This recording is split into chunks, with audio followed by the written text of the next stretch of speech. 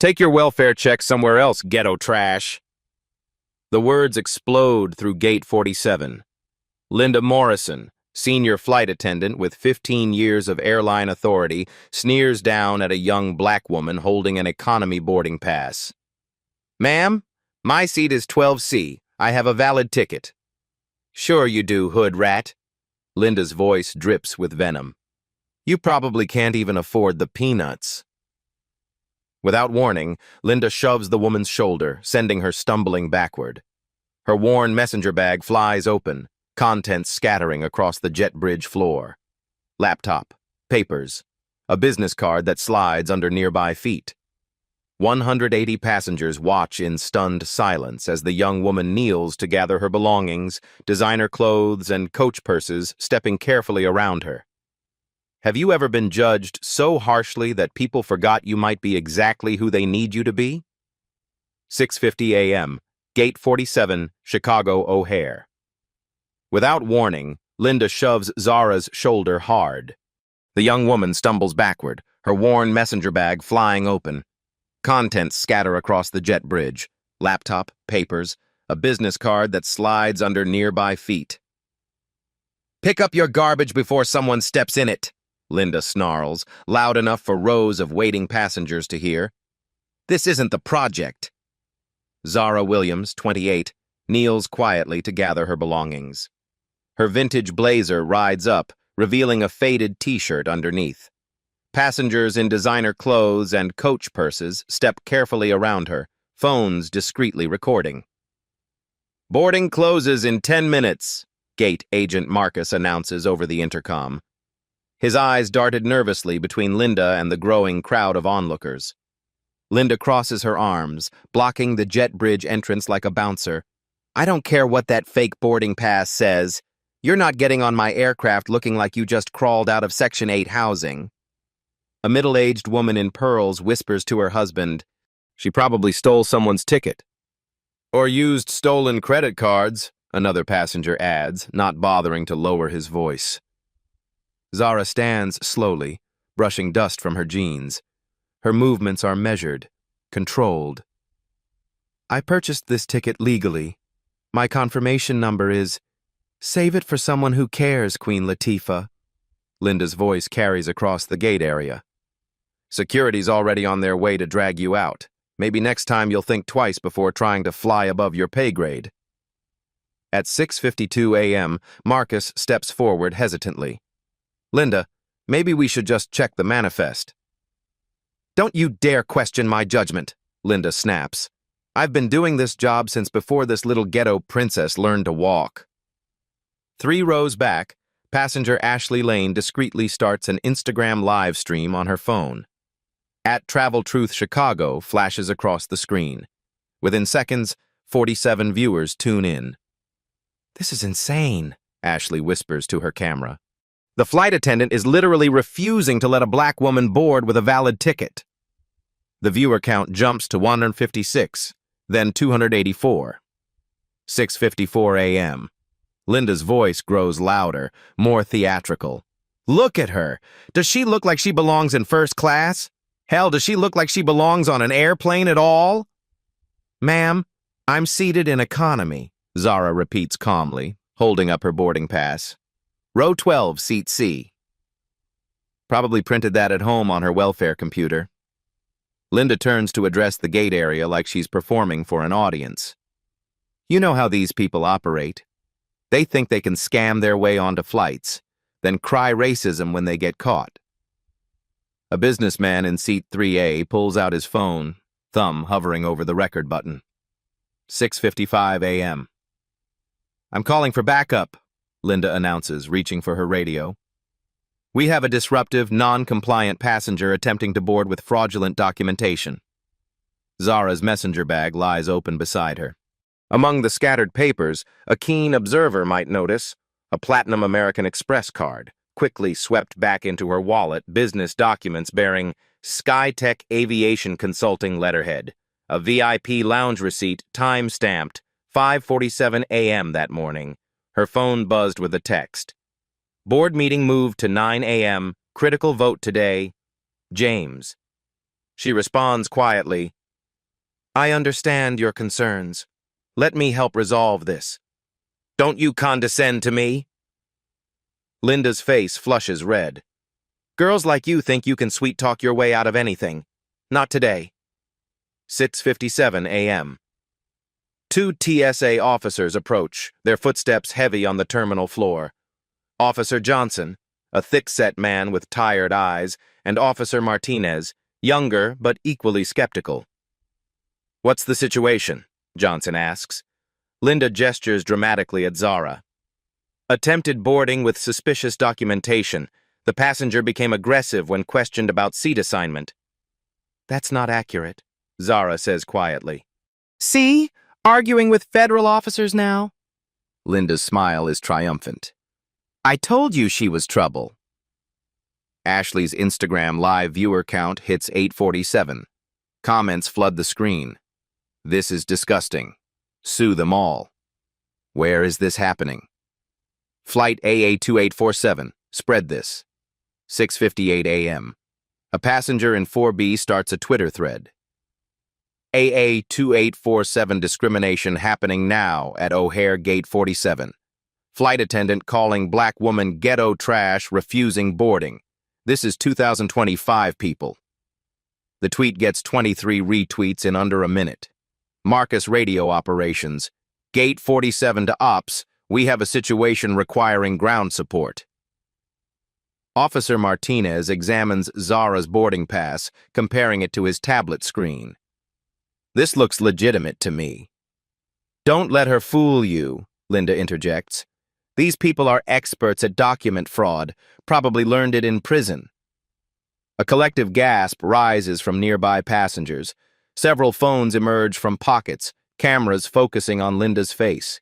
Ma'am, that's completely inappropriate, Marcus finally speaks up, though his voice wavers. Inappropriate? You know what's inappropriate? Letting criminals on airplanes while paying customers wait. Linda points at Zara like she's identifying a suspect in a lineup. Look at those clothes. Look at that cheap bag. Does that scream frequent flyer to you? Zara remains standing in the same spot, hands at her sides, breathing steady and controlled. Her phone buzzes again. Boarding closes in 3 minutes, Marcus announces weakly. The gate area has become a theater. Passengers crane their necks for better views. Children stare openly while parents whisper urgent explanations. The cleaning crew has stopped working, mops forgotten as they watch the drama unfold. Linda addresses her growing audience. This is exactly what's wrong with America today. Give these people an inch, they take a mile. 6:58 a.m. Captain Reynolds emerges from the cockpit, his silver hair catching the terminal lights. His radio crackles with urgent chatter from operations. What's the holdup? He asks, surveying the crowd gathered at Gate 47. Linda straightens her uniform, adopting a professional tone. Captain, we have a passenger attempting to board with questionable documentation. I've followed all security protocols. The captain's eyes move between Linda and Zara, taking in the scattered papers still on the floor, the circle of recording phones, the tense atmosphere. 6:59 a.m.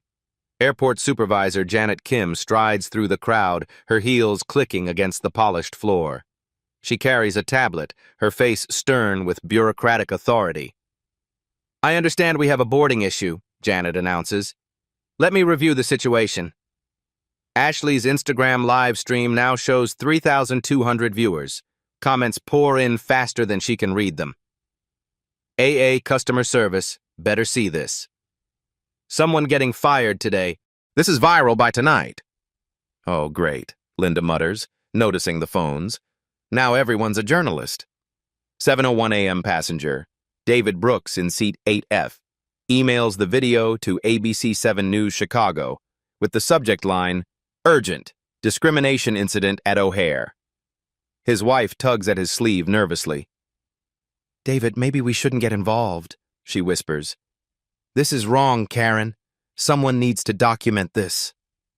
Twitter hashtag NasherA2847 begins trending locally.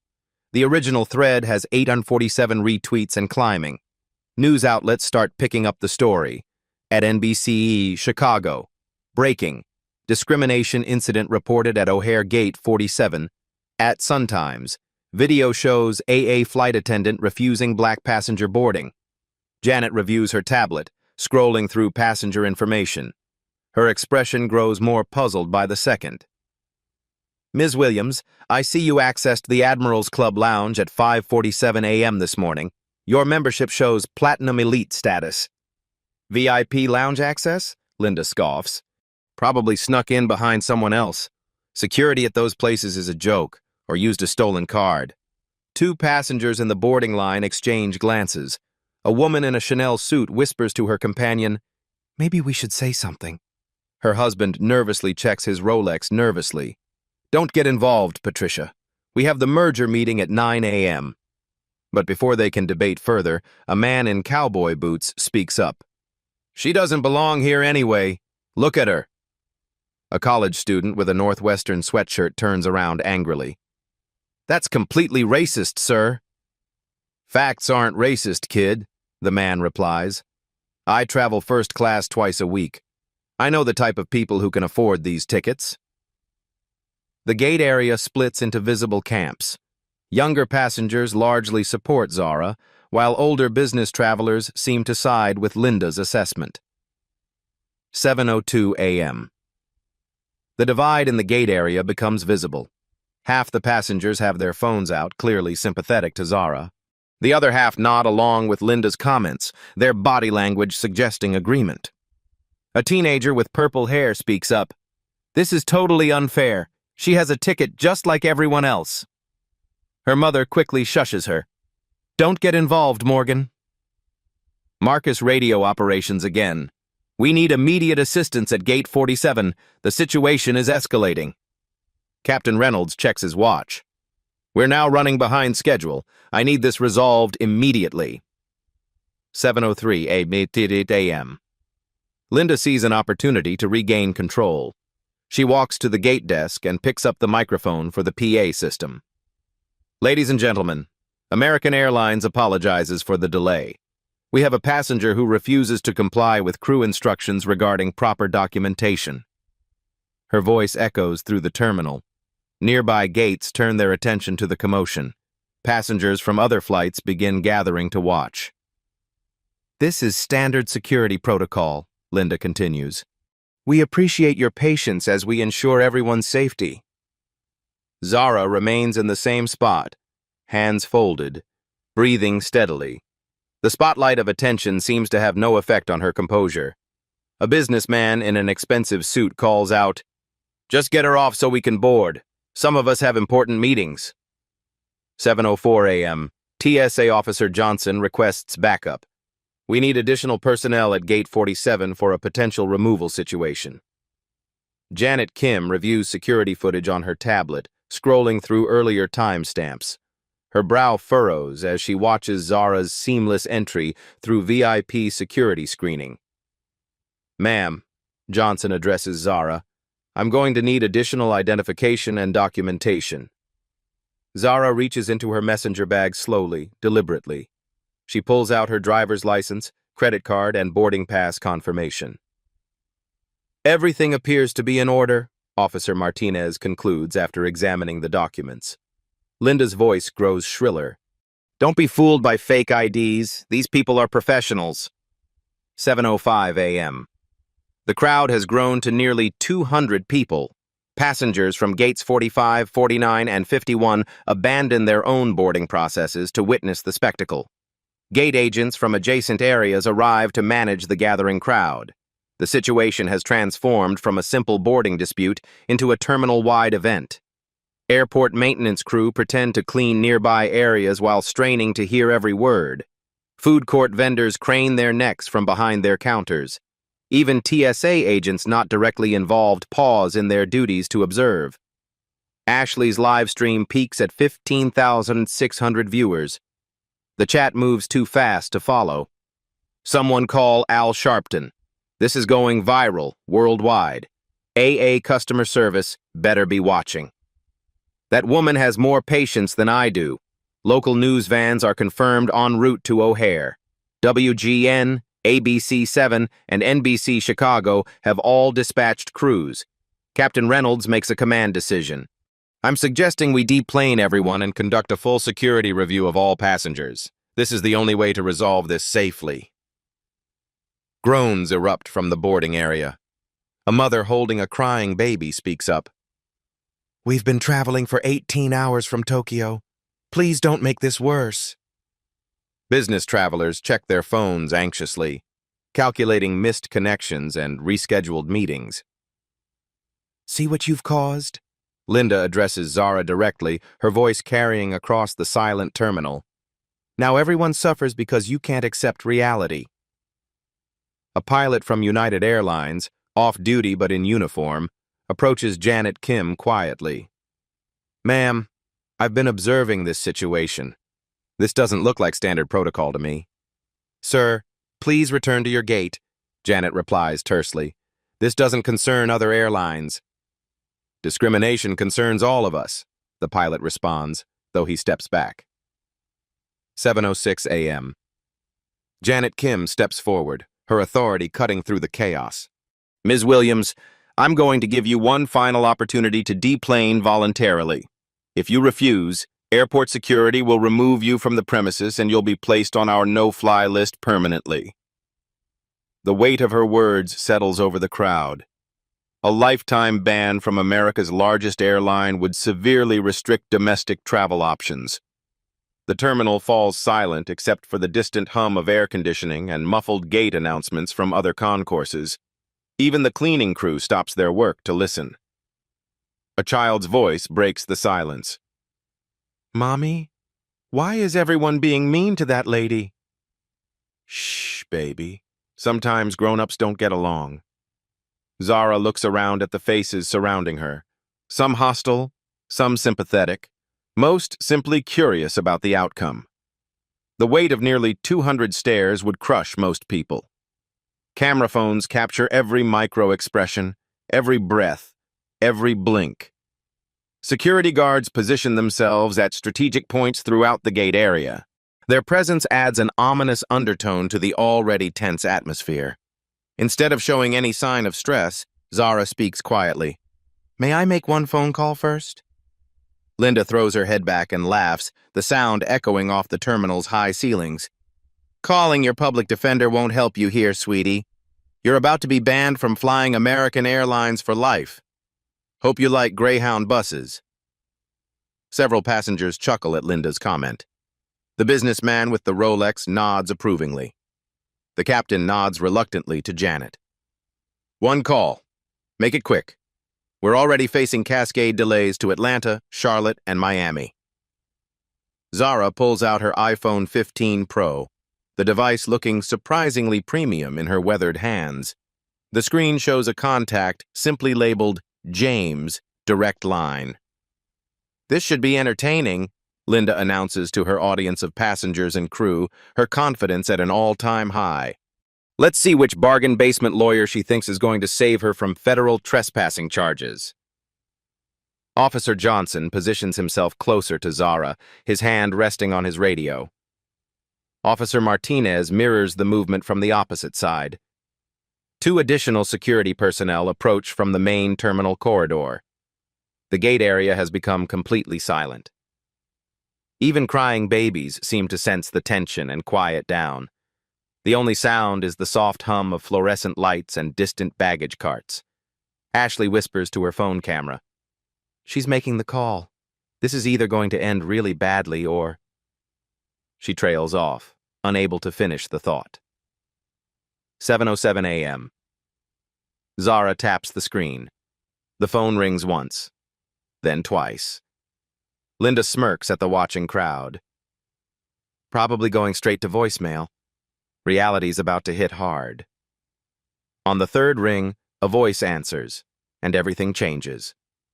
Ashley whispers to her phone camera. She's making the call. This is either going to end really badly or... She trails off, unable to finish the thought. 7:07 a.m. Zara taps the screen. The phone rings once, then twice. Linda smirks at the watching crowd, her confidence radiating through every gesture. She turns to address the passengers like a performer taking center stage. Probably going straight to voicemail. Reality's about to hit hard, princess. Hope you enjoyed your 15 minutes of fame. Several passengers chuckle nervously. The businessman with the Rolex checks his watch impatiently. Can we just get this over with? I have a merger to close in Atlanta. On the third ring, a familiar voice answers, clear, authoritative, unmistakably executive. American Airlines Executive Office, this is James Patterson. The words hang in the air like a bomb that hasn't exploded yet. Several passengers lean forward, straining to hear. Linda's smirk falters slightly, but she maintains her composure. Probably some call center in India, she whispers to Marcus, loud enough for nearby passengers to hear. Zara's voice remains perfectly calm. James, it's Zara. I'm on flight AA2847 at gate 47. There seems to be a misunderstanding about my right to fly. A pause. Then James Patterson's voice, louder now, confused and concerned. Zara? What do you mean? You should be in first class, seat 2A. I upgraded you myself this morning. What's the issue? The color begins draining from Linda's face. Captain Reynolds steps closer, his expression shifting from annoyance to growing alarm. Janet Kim looks up from her tablet, suddenly alert. The crew believes I don't belong on this aircraft, Zara continues, her tone measured and professional. Linda tries to interrupt. Sir, whoever you are, this passenger has been disruptive and— Put me on speaker, James commands, cutting her off completely. Zara taps her screen. James Patterson's voice fills the gate area, carried by the phone's speakers and amplified by the sudden, absolute silence. Ladies and gentlemen of Flight AA2847, this is James Patterson, CEO of American Airlines. I need everyone to hear this clearly. Zara taps her screen. James Patterson's voice fills the gate area, carried by the phone's speakers and amplified by the sudden, absolute silence. Ladies and gentlemen of Flight AA2847, this is James Patterson, CEO of American Airlines. Janet Kim's tablet slips from her hands, clattering on the floor with a sound that seems deafening in the silence. Marcus, the gate agent's mouth falls open. Officer Johnson's hand freezes over his radio. Officer Martinez takes a step backward. The crowd presses closer, phones raised higher, everyone desperate to capture this moment. You are speaking with Zara Williams, holder of 12.3% of American Airlines stock, making her our largest private shareholder. The number hits the crowd like a physical force. Gasps erupt throughout the gate area. Someone drops their coffee cup. A child starts crying, sensing the adult tension without understanding it. 12.3% of American Airlines equals approximately $2.1 billion in current market value. Linda's face has gone completely white. Her hands tremble against her Navy uniform, the same uniform she wore so proudly just minutes ago. I didn't— How was I supposed to— A passenger near the back frantically calculates on his phone calculator. Holy shit, she's worth over $2 billion. The businessman who complained about his board meeting stares in open shock, his Rolex forgotten. The woman in Chanel covers her mouth with both hands, her pearl necklace catching the fluorescent light. The teenager with purple hair grins triumphantly at her mother, mouthing, I told you so. Ms. Williams inherited these shares from her grandfather, Theodore Williams, who was among American Airlines' earliest investors in 1968, James continues, his voice carrying the weight of corporate authority and decades of business history. She frequently flies economy to better understand our customers' experiences. It's part of her commitment to maintaining service quality across all cabin classes. The revelation creates a ripple effect through the crowd. Passengers begin whispering urgently to each other. She's been testing the service this whole time. That's a brilliant business strategy. We just witnessed corporate espionage in reverse. Ashley's Instagram Live explodes with comments moving too fast to read. The viewer count surges past 20,000. Plot twist of the century. She owns the airline. That flight attendant is so fired. This is better than any movie's secret billionaire exposed undercover boss, real life. Local news producers watching the stream scramble to dispatch additional crews. This story has evolved from simple discrimination to corporate drama with national implications. What protocol? James asks, his voice taking on a dangerous edge that every executive in America would recognize. Requires our crew to call shareholders. What were the exact words used? Linda tries to step backward but finds herself trapped by the crowd of witnesses. Her earlier bravado has evaporated completely, replaced by the dawning realization that her career is over. Captain Reynolds moves forward, suddenly respectful, his military bearing evident as he straightens to attention. Mr. Patterson, this is Captain Reynolds, Flight 2847. I apologize profusely, but I wasn't aware of Ms. Williams' status. That shouldn't matter, Captain. Every passenger deserves equal treatment regardless of their financial position. That's literally printed in our employee handbook, section 3.2. The captain nods vigorously. Absolutely, sir. You're completely correct. Several crew members who had remained silent during the confrontation now shift uncomfortably, realizing they've witnessed a career-ending event. Zara finally speaks, her voice carrying clearly across the now silent terminal. James, Linda called me ghetto trash, welfare check, and several other terms. She physically shoved me and claimed I was using fraudulent documents to board. The silence that follows is deafening. 200 people hold their breath collectively. Even the background airport noise seems to fade. A flight attendant from another gate whispers to her colleague, "Did she just say what I think she said?" "Career suicide," comes the hushed reply. "Ms. Morrison," James says, somehow knowing Linda's name without being told, "you are immediately suspended pending a full investigation. Please remove yourself from the aircraft and report to Human Resources within 24 hours. Linda's legs seem to give out slightly. She grabs the gate desk for support, her knuckles white against the black surface. "Mr. Patterson, I couldn't have known. She didn't look like—" "Know what? That treating passengers with dignity is part of your job description? That discrimination violates federal law and company policy?" Officer Martinez, who had been preparing to escort Zara away in handcuffs, now positions himself near Linda instead.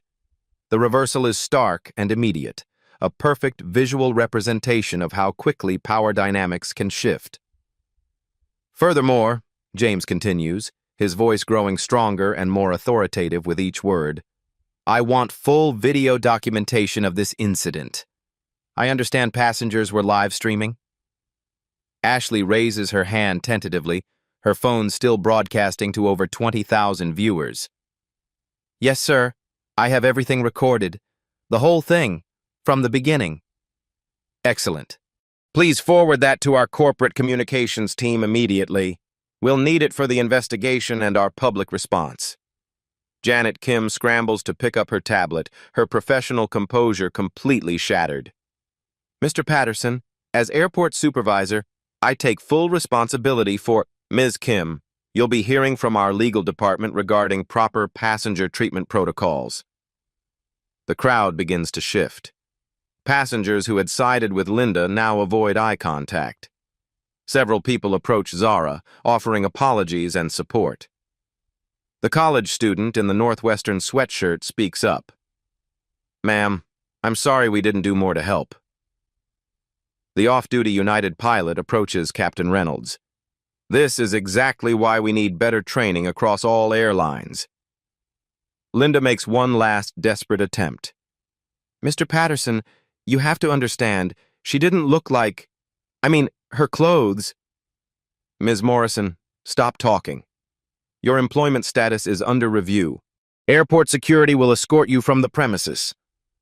Officer Johnson, who minutes earlier had been prepared to arrest Zara, now approaches Linda with entirely different intent. Marcus finds his voice. "Mr. Patterson, what would you like us to do about boarding?" "First, I want a public apology made to Ms. Williams over the gate intercom. Then I want her to be offered any seat she prefers, though knowing Zara, she'll probably stick with her economy selection.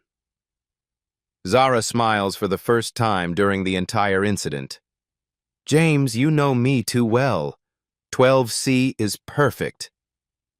One more thing, James adds, his voice carrying to every corner of Gate 47. I'm authorizing a $50,000 donation to the NAACP in Ms. Williams's name to be announced in our corporate communications about this incident.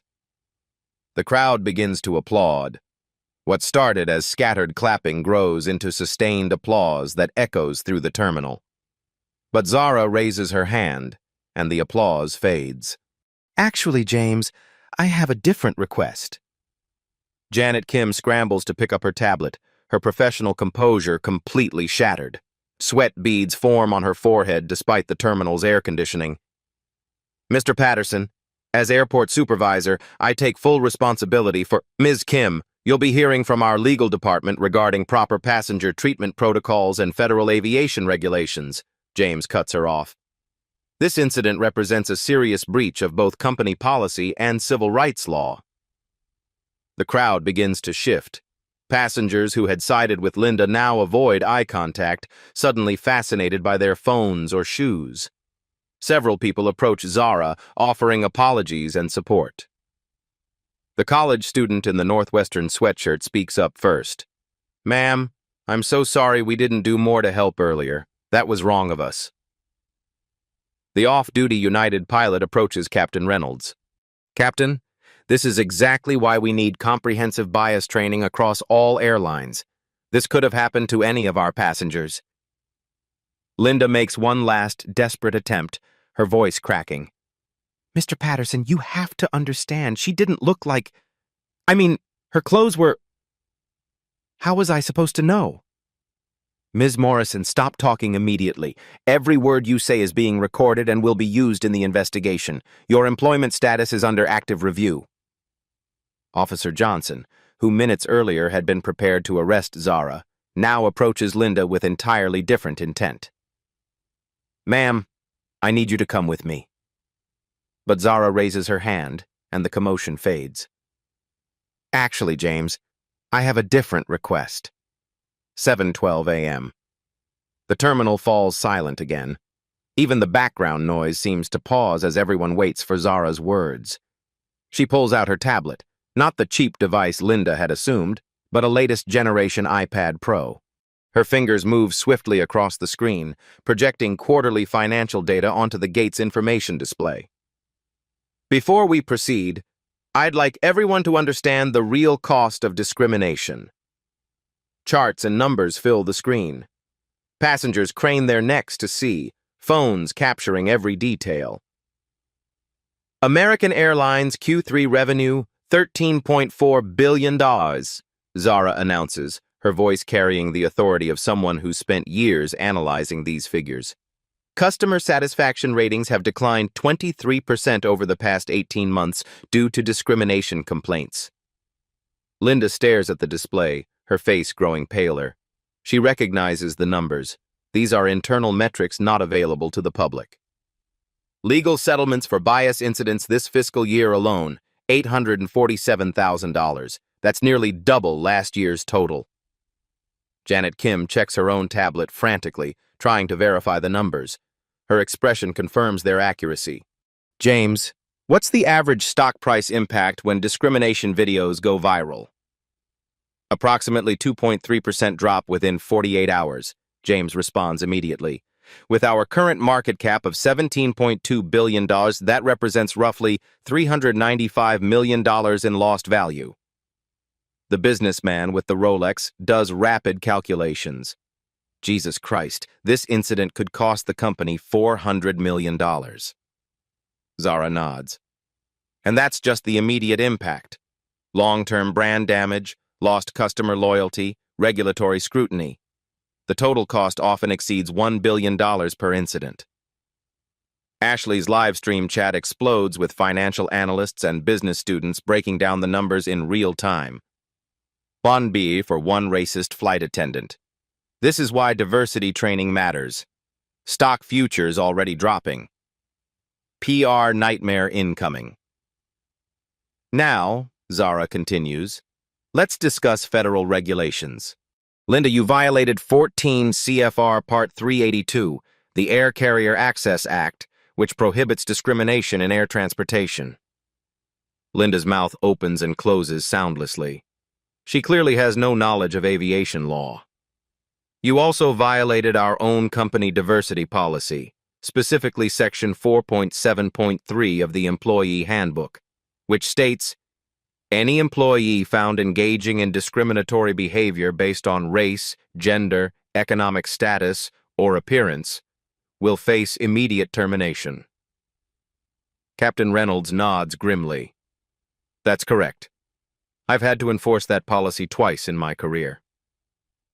Furthermore, Zara's voice takes on a sharper edge. Board Resolution 2023-15 established zero tolerance for bias-based passenger removal. James, you voted for that resolution personally. I did, James confirms over the speaker. After the United dragging incident cost them $1.4 billion in settlements and lost revenue. The crowd murmurs.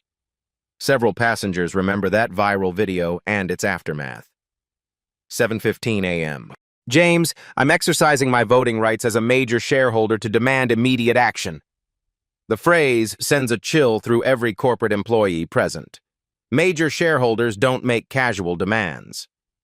I'm listening, James responds. First, Linda Morrison is terminated immediately. Not suspended, fired. Her behavior violated federal law, company policy, and basic human decency. Linda sinks into a nearby chair, the reality finally hitting her. 15 years of airline experience gone in 15 minutes. Second, mandatory bias training for all customer-facing employees system-wide to be completed within 60 days. Approved, James responds without hesitation. Third, implementation of a passenger advocacy review board with direct reporting to the C-suite. No more incidents buried in middle management. Janet Kim looks terrified. Her supervisor role just became exponentially more scrutinized. Fourth, a public apology issued within 24 hours, acknowledging systemic failures in our discrimination prevention. The draft will be ready for your review by noon, James confirms. And fifth, Zara pauses, letting the tension build. A $50,000 donation to the NAACP to be announced in our corporate communications about this incident. The crowd begins to applaud, but Zara isn't finished. However, James, I want that donation amount doubled to $100,000, and I want it matched by personal contributions from every C-suite executive. James doesn't hesitate. Done. I'll coordinate with the executive team immediately. 7:17 a.m. Now, regarding legal consequences, Zara continues, her tablet displaying federal penalty structures. The Department of Transportation can fine airlines up to $27,500 per violation of anti-discrimination rules. Linda's behavior constitutes at least 6 separate violations. Linda does the math. $165,000 in potential federal fines, plus whatever civil penalties Zara might pursue. James, I want a comprehensive audit of all discrimination complaints filed in the past 2 years, with particular attention to patterns of bias in crew behavior. The legal department will begin immediately, James confirms. What timeline do you need? Preliminary report in 30 days, full audit in 90 days. Results to be shared with the DOT and made available to the public. Officer Johnson exchanges glances with his partner. They're witnessing corporate accountability in real time, something rarely seen at this level of detail. Ms. Kim, Zara addresses the airport supervisor directly. O'Hare will also implement new passenger protection protocols. Any discrimination complaint triggers immediate supervisor involvement, not crew self-policing. Janet nods frantically. Absolutely. We'll draft new procedures this week. Finally, Zara's voice softens slightly. I want every employee present today to understand something crucial. This isn't about punishment. It's about prevention. It's about ensuring no other passenger ever experiences what happened here. The crowd has grown to nearly 300 people. Passengers from across the terminal have abandoned their own gates to witness this unprecedented display of corporate accountability. Marcus finds his voice. Ms. Williams, what would you like us to do about boarding? James, I believe Captain Reynolds owes his passengers an explanation and apology for the delay. Absolutely, the captain responds immediately. Ladies and gentlemen, I sincerely apologize for this incident and the delay it caused. This does not represent American Airlines' values or standards. One more thing, James adds over the speaker. Zara, would you prefer first-class seating? It's the least we can do. Zara smiles for the second time during the entire incident. James, you know me too well. 12C is perfect. I still have customer research to complete. 7:20 a.m. Officer Johnson approaches Linda with handcuffs, but she's already standing, her American Airlines wings pin trembling in her shaking hands. She removes it slowly, placing it on the gate desk like a surrender. 15 years, she whispers to no one in particular. 15 years of perfect performance reviews. Ma'am, you need to come with us, Officer Martinez says, not unkindly. There are federal charges being filed. Linda nods numbly. As security escorts her through the terminal, passengers move aside, creating a corridor of judgment. Some record her walk of shame, others simply stare. The woman who had commanded such authority minutes earlier now looks small and defeated. Ashley continues streaming to 23,400 viewers. Linda Morrison just got escorted out in handcuffs. This is the fastest karma I've ever witnessed. Immediate fallout. Within 20 minutes, American Airlines Corporate Communications releases a preliminary statement. American Airlines condemns the discriminatory behavior exhibited by our employee at Chicago O'Hare this morning. The individual has been terminated immediately. We are conducting a comprehensive review of our training protocols and customer service standards. The statement, drafted in real time during Zara's demands, spreads across social media platforms instantly. Linda's union representative, contacted by emergency protocol, reviews the video evidence and declines to file a grievance. This is indefensible, Union President Michael Torres tells reporters. We cannot protect members who violate federal anti-discrimination laws. 7:35 a.m. Captain Reynolds makes a gate announcement. Ladies and gentlemen, boarding will now commence. We sincerely apologize for today's delay. American Airlines is committed to treating every passenger with dignity and respect. The boarding process transforms into something unprecedented. Passengers approach Zara with handshakes, business cards, and expressions of support. The college student asks for a selfie, which Zara graciously accepts. You're my hero, the teenager with purple hair tells her. I want to be like you when I grow up. Study hard, Zara replies. Education is power. The businessman with the Rolex approaches hesitantly. Ms. Williams, I owe you an apology. I was wrong to judge you. Zara nods. We all make assumptions. The key is learning from them. Systemic changes begin. As flight AA2847 taxis from the gate, Zara works on her laptop, not hiding her activities now, but openly coordinating with corporate headquarters. Her first email goes to American Airlines Chief Diversity Officer. Expedite implementation of new passenger advocacy app. Target launch, 30 days. Budget approved, $2.3 million. The passenger advocacy app, conceptualized in response to this incident, will feature real-time reporting of crew behavior, anonymous feedback system with direct C-suite visibility, immediate escalation protocols for discrimination complaints, monthly diversity and inclusion metrics published publicly. Her second communication reaches the legal department.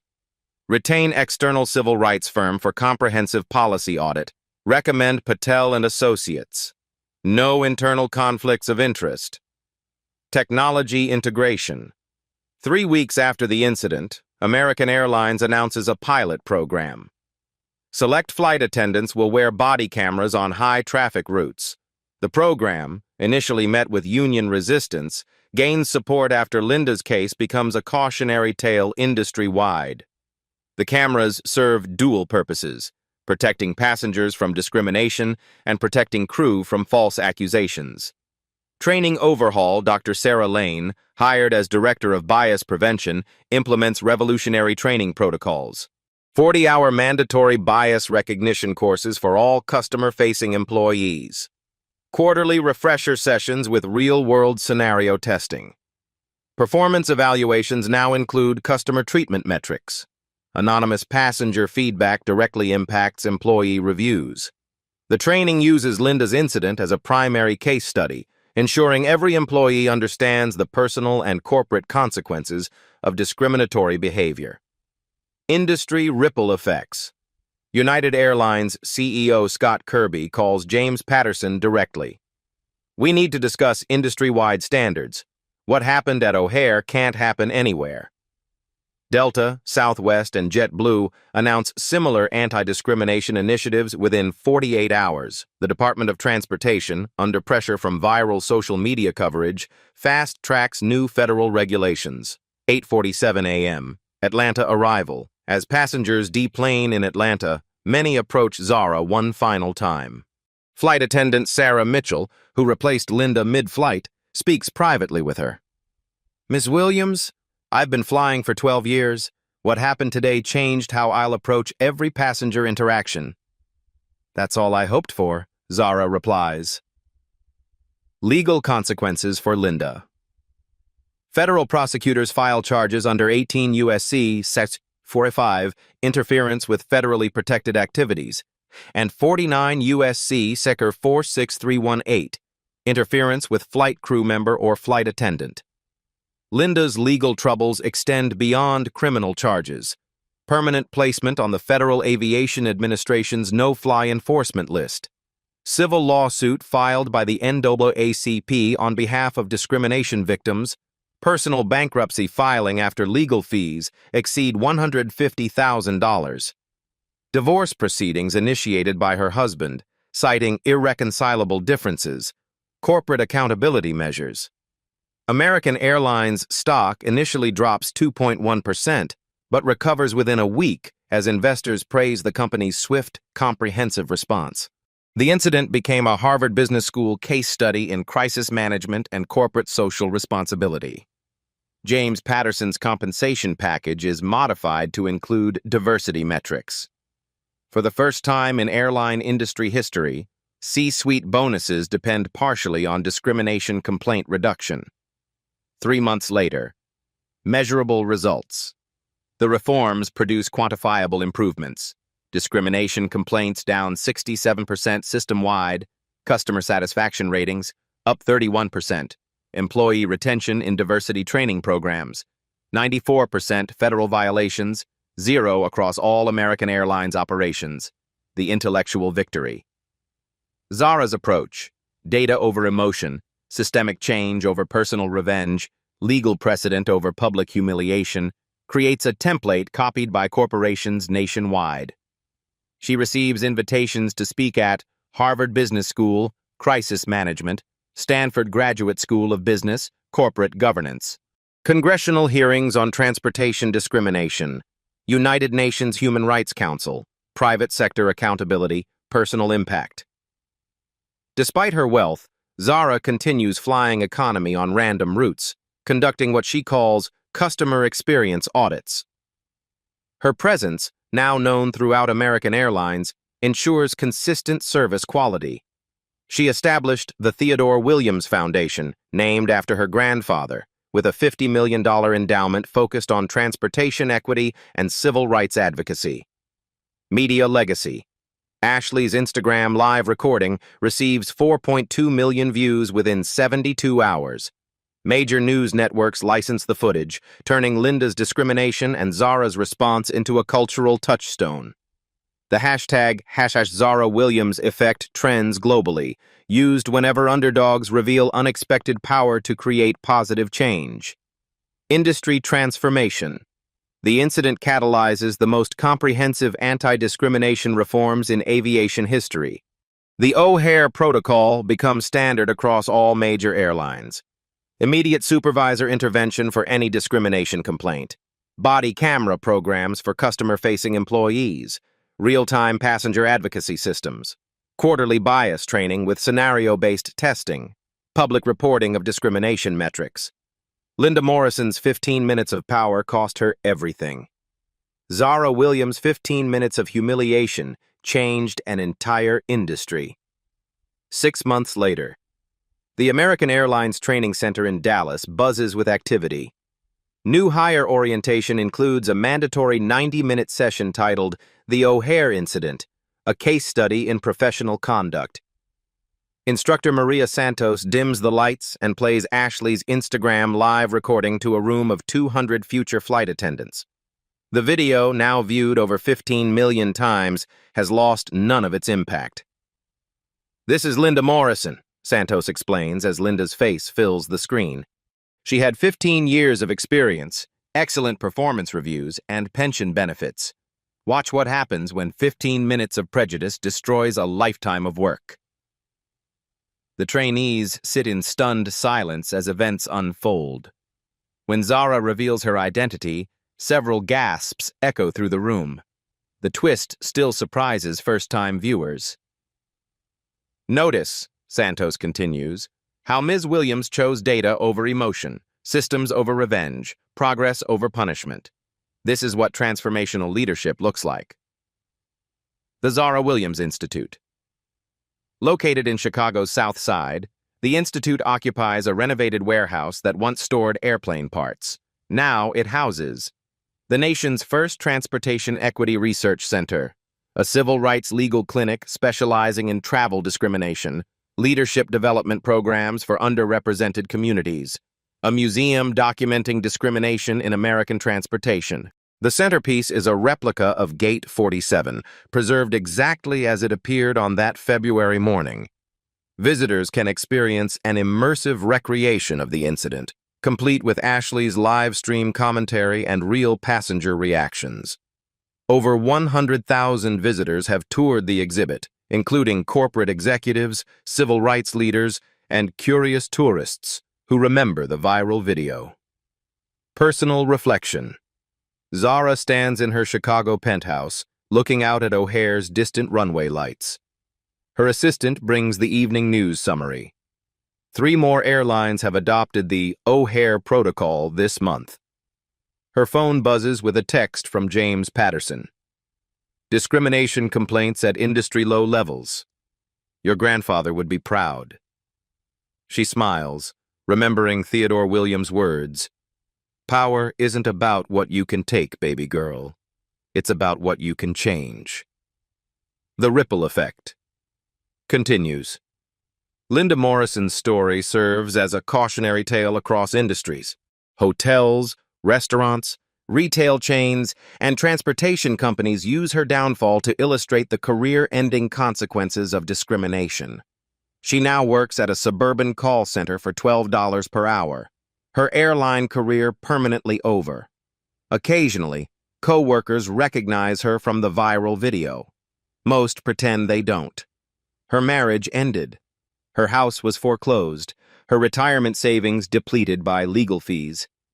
Meanwhile, Zara's quiet revolution spreads beyond aviation. The Williams method, using data, legal knowledge, and strategic patience to combat discrimination, becomes standard curriculum in business schools worldwide. The broader message.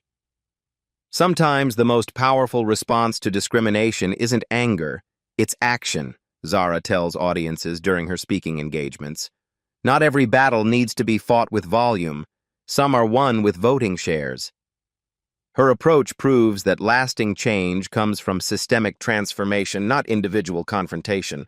Linda's punishment was swift and severe, but the real victory lies in preventing future Linda Morrisons, the values that endure. The O'Hare incident crystallized principles now taught in leadership programs globally. Dignity under pressure creates more respect than explosive reactions. Strategic thinking defeats emotional impulses. Systemic solutions outlast personal vindication. Data-driven arguments convince skeptics better than passionate speeches. True power serves others, not just oneself. Call to action. Have you witnessed discrimination in travel, in restaurants, at work, in schools? Your voice matters. Your experience creates change. Document everything. Share your story. Hold institutions accountable. The viral video that started at Gate 47 proved one person's courage to record injustice can spark worldwide reform. Someone needs to see this story today. Someone needs to know they're not alone in facing discrimination. Someone needs to understand that dignity and data are more powerful than bias and bullying. Hit that share button. Comment with your own experiences of discrimination or unexpected allyship. Subscribe to Black Soul Stories for more accounts of quiet power creating loud change. Because sometimes, the person you're tempting to dismiss might be exactly the person who can change everything.